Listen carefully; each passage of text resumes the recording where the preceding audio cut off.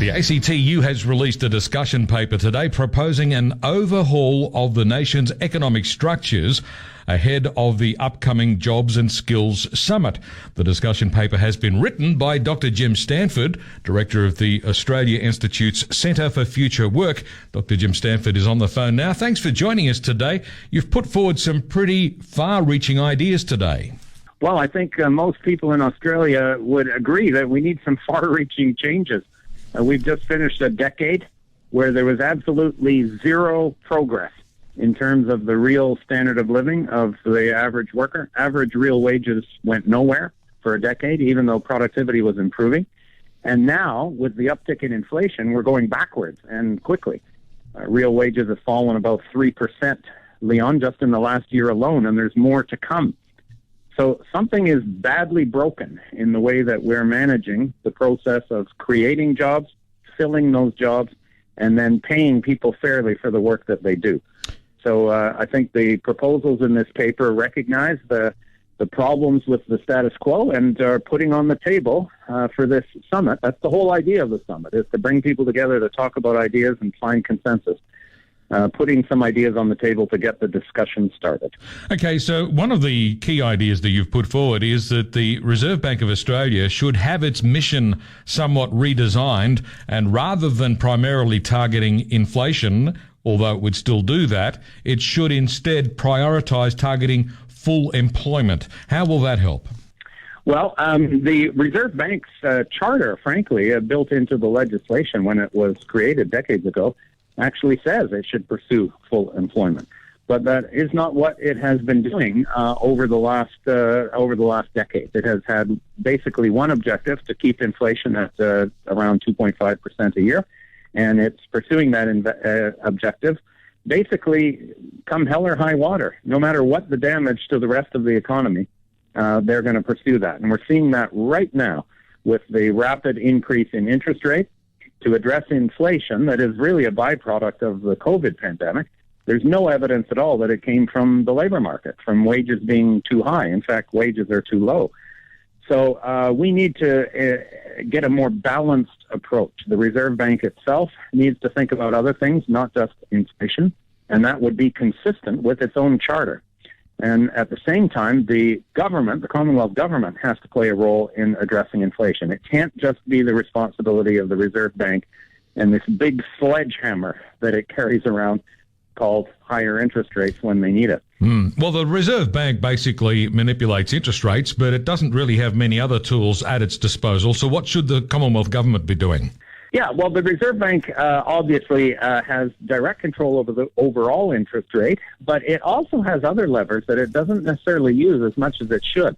For example, some of the prudential lending regulations could be used to cool down credit creation in areas that are maybe less useful or more problematic. Think about property price speculation, for example, which was a big thing that happened during the era of low interest rates.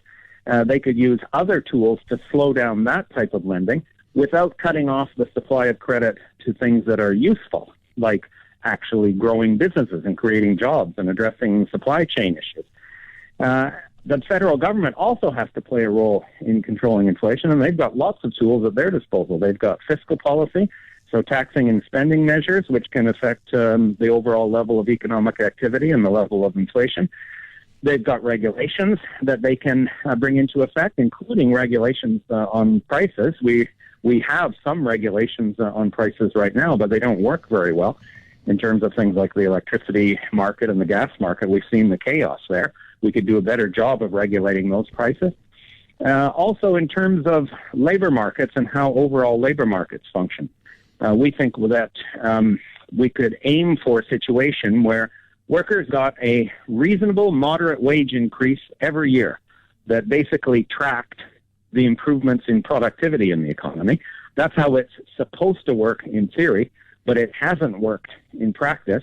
And with measures to strengthen some of the labor market institutions, such as the awards system and collective bargaining, we could get closer to that ideal of slow, steady wage increases year after year, instead of having wages that are completely flat as they have been over the past decade. Those are ways that the federal government could complement the Reserve Bank's actions in order to get to a stable but prosperous macroeconomic outcome. Now, you've proposed introducing taxes on businesses that experience windfall profits, particularly from high inflation.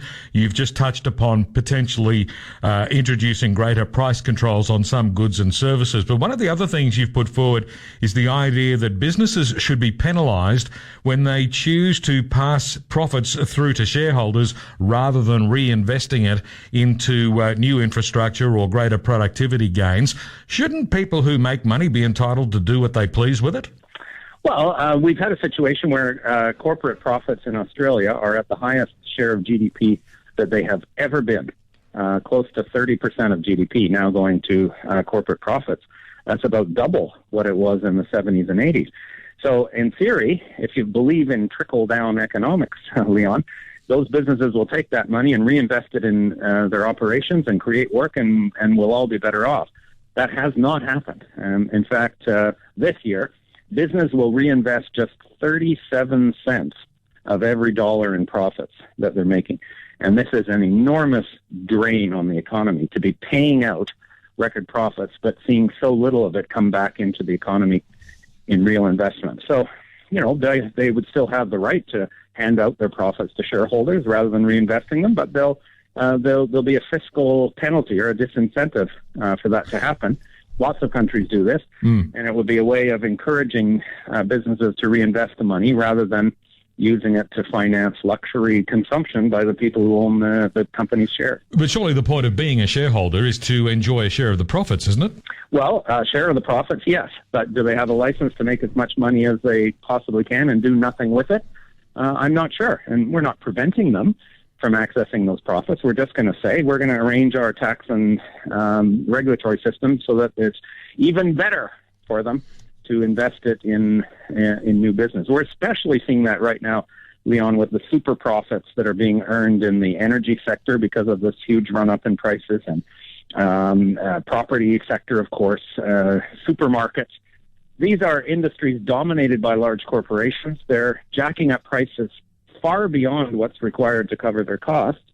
And then the payments in profits aren't going back into the economy. They're being handed over to the shareholders. And again, we're not saying that will be banned, but we are saying fiscally it'll be more attractive for them to invest rather than consume. And that's a smart decision for the economy. Okay, and the Jobs and Skills Summit at the beginning of September, as you say, is intended to bring together disparate parties in order to have a discussion about these matters. But today, the opposition leader, Peter Dutton, has refused an invitation to attend, describing it as a stunt. Is it a stunt? No, I don't think so. Australia's got a long history of multi-partite discussions and negotiations and consensus building. That in many cases resulted in very important steps forward on economic reform. So, we are here grappling with the legacy of many years of failed economic policies, and Mr. Dutton's government was a key part of that failure. So for him to say, I'm not even going to come and talk about it, I think shows that he hasn't woken up and smelled the lattes here. Australians are not prospering. We're going backwards. And this is a time to think big about what's going to be required to get back in a forward direction. And he's not even prepared to come. That's disappointing. Thanks very much for your time today. Thank you, Leon. Dr. Jim Stanford, Director of the Australia Institute's Centre for Future Work on 2CC.